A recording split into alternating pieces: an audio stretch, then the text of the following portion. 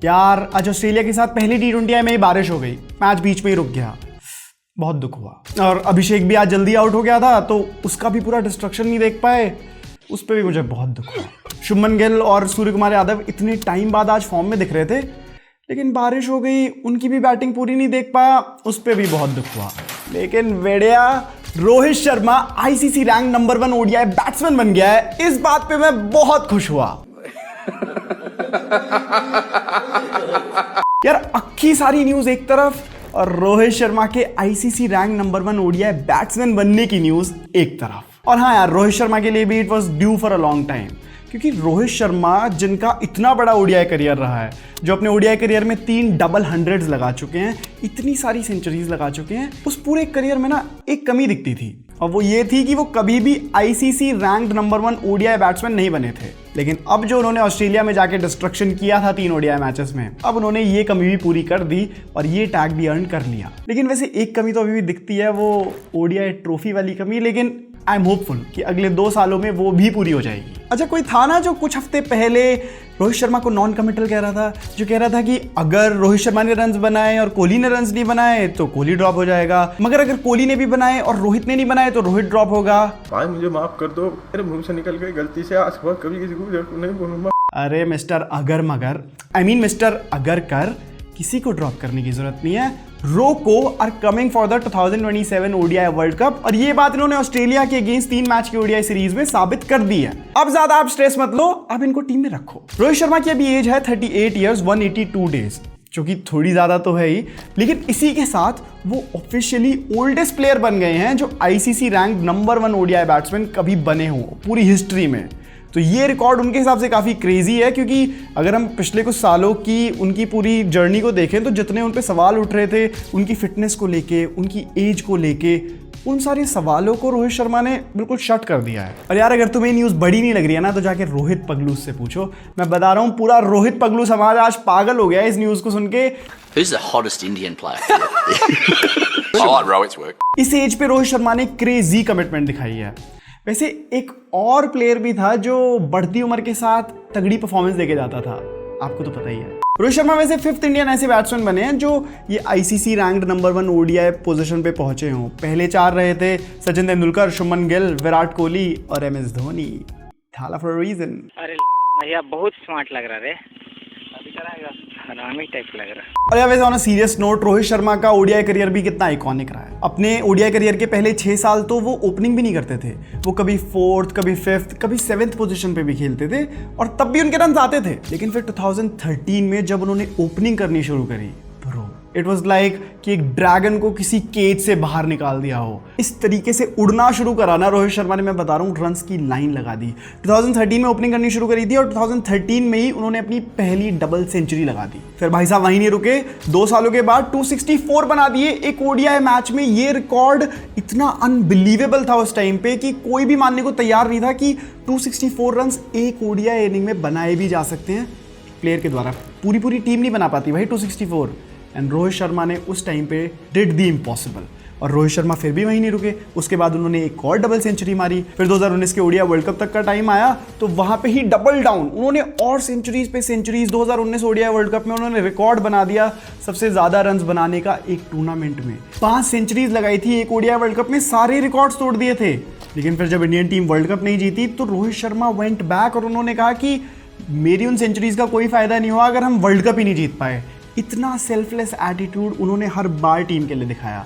फिर वो वापस गए, उन्होंने डिसाइड करा कि अब जब अगला वर्ल्ड कप आएगा ना, मैं सेंचुरीज या बड़े स्कोर्स के लिए नहीं खेलूंगा, मैं खेलूंगा इम्पैक्ट के लिए, मैं खेलूंगा इंटेंट के साथ, ऐसी इंटेंट के साथ जिसकी आज तक बात होती है। क्योंकि जब वो 2023 के ओडीआई वर्ल्ड कप में आए थे तो वो उस फियरलेसनेस से आए थे कि अब मैं जो रन्स बनाऊंगा वो सेंचुरीज के लिए नहीं बनाऊंगा, मैं इसलिए बनाऊंगा ताकि जो दूसरी टीम है जो बॉलिंग कर रहे हैं, मैं उनकी स्पिरिट को तोड़ सकूं, मैं उनके बॉलर्स का मोराल तोड़ सकूं, और जो भी बाकी 9 प्लेयर्स आने हैं बैटिंग करने के लिए उनका कॉन्फिडेंस बढ़ना चाहिए मेरी बैटिंग देखकर। क्योंकि रोहित शर्मा तो कैप्टन थे, उनको पूरी टीम की जिम्मेदारी लेनी थी, और उन्होंने उसी तरीके की परफॉर्मेंस दी थी 2023 के ओडीआई वर्ल्ड कप में। और हाँ, हम 2023 का ओडीआई वर्ल्ड कप नहीं जीते, मुझे पता है, हम सब वहीं खड़े हैं आज भी उसी दुख में।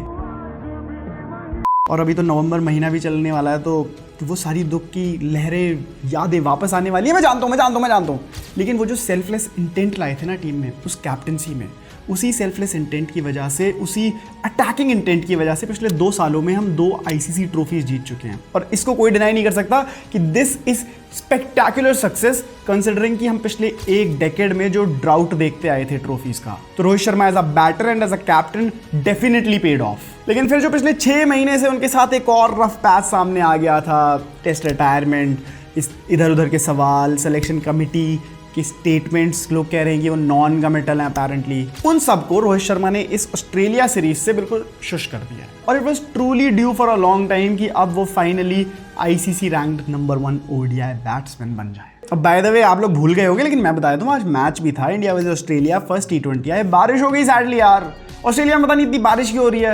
हमारा फर्स्ट ओडीआई भी इसीलिए बेकार हो गया था। और अब चलो ये तो कॉल ऑफ ही हो गया, तो इसमें तो कोई रिजल्ट ही नहीं आया, ये अच्छी बात है। लेकिन इतनी बारिश में मैचेस, खैर अभी पूरी दुनिया में ही बारिश हो रही है, तो आई डोंट थिंक ज़्यादा हेल्प कर सकते हैं उस चीज़ में।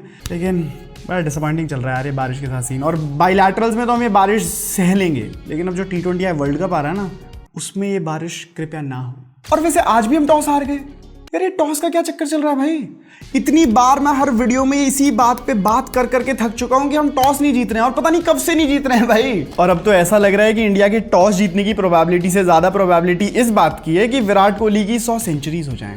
काश हो जाएं। पता नहीं यार कब इन दोनों चीजों को होते हुए देख पाऊंगा कि इंडिया टॉस जीते और कोहली साहब की सेंचुरीज वापस आना शुरू हुए हैं। और ऑडियंस में ये कैसी जर्सी पहन रखी है इस बंदे ने? एक को इसी साल ट्रॉफी मिली है और एक ने तो इस साल ट्रॉफी चुराई है। ये कैसा कॉम्बो है? ये सब दोगलापन है। मैं तेरा दोगलापन उतारता हूँ। और हाँ यार, अब थोड़ा ना सीरियस बात करने का टाइम आ गया फिर से। आपने आज नोटिस करा, अर्शदीप सिंह प्लेइंग 11 में नहीं थे, हर्षित राणा थे।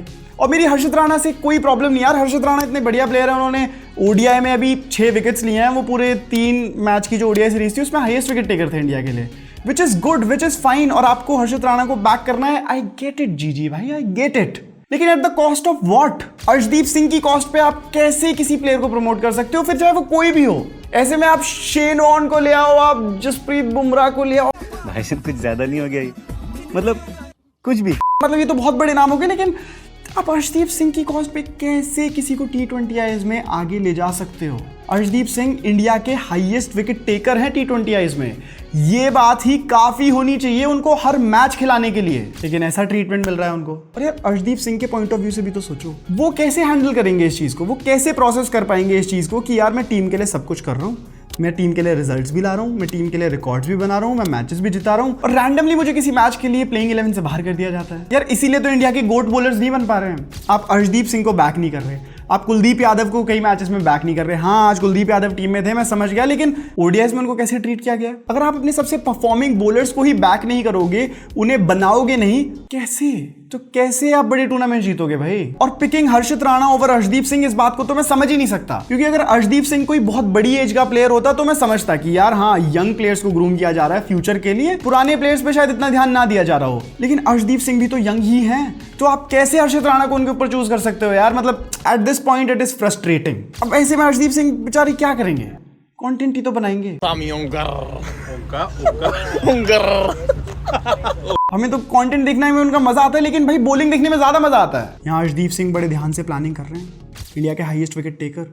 उन्होंने सबको बुलाया, साथ में बिठाया और प्लानिंग करनी शुरू करी कि इस मैच में क्रिकेट कैसे खेलना है। नहीं, इस चीज की नहीं कि रील कैसे बनेगी। आज मैच के बाद इनिंग्स ब्रेक में रील क्या बनानी है, इस बात की प्लानिंग चल रही है मस्त। Arshdeep Singh the creator is also as good as Arshdeep Singh the cricketer. बाकी इंडिया की बैटिंग तो एज यूजुअल धमाकेदार ही होती है टी20 में। अभिषेक भाई ने आज भी पूरी ताबड़तोड़ इंटेंट के साथ बैटिंग करनी शुरू करी थी।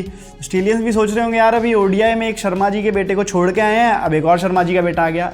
यही है भाई, ओडीआई और टी20 में अपना फिक्स है, ओपनिंग में शर्मा जी का बेटा आएगा, तोड़म तोड़ाई शुरू कर देगा। और यार अभिषेक शर्मा थोड़े और रन्स बनाते तो मजा आता देखने में यार, लेकिन अभिषेक भाई भी मजबूर हैं। ट्रैविस पगलू ही तो हैं, अब सामने ट्रैविस हेड की टीम है, थोड़ा तो हेजिटेट करना पड़ेगा ना उन्हें। लेकिन फिर जब अभिषेक शर्मा आउट हुए तो एक पार्टनरशिप शुरू होती है दिखी कैप्टन और वाइस कैप्टन के बीच। सूर्य कुमार यादव और शुभमन गिल आज इतने लंबे टाइम के बाद साथ में फॉर्म में दिख रहे थे, मजा आ गया था उनकी बैटिंग देख के यार। और सूर्य कुमार यादव ने फाइन लेग और स्क्वायर लेग के बीच में जो 6 मारा था, हाय हाय हाय रब्बा, मैं तो देख के पागल हो गया था भाई। It was perfect.